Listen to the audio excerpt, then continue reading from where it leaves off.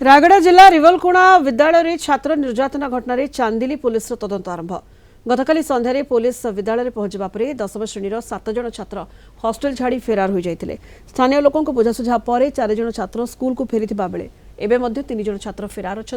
यह घटना को जिला मंगल विभाग गुरुतर सहित नेवा कोलनरा गोष्ठी मंगल संप्रसारण अधिकारी तदंत करिसेंती। गतकाली राति 12टारे जड़े सीनियर छात्र और किसी सहपाठी मिसी हॉस्टेल रे 27 जन छात्र को बर्बर भाव में माड़ मारिथिबा अभियोग होता। घटना रायगड़ा जिलापाल आशुतोष कुलकर्णी दुख प्रकाश करने सहित विद्यालय प्रधान शिक्षकों को कारण दर्शाओ नोटिस जारी करिसेंती।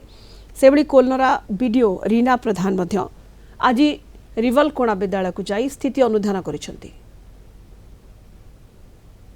विभाग पक्षर जो आम काली भिडटा भाइराल माम पाख आसिले सांगे सांगे डब्ल्यू जा तदंत कले आम पुलिस रे इनफर्म कर जो पिलेटी से घटना घटे सहित जो मैंने सहयोग करते समस्त ना एफआईआर लॉन्च होती माने गोटे पिला तार सहयोगी सहयोगी को मैंने आसुँच से वीडियो को तर्जमा कले जहाँ 3-4 जन मोस्ट 10वीं श्रेणी पिला जड़े वीडियो करुला आ जड़े सहयोग कर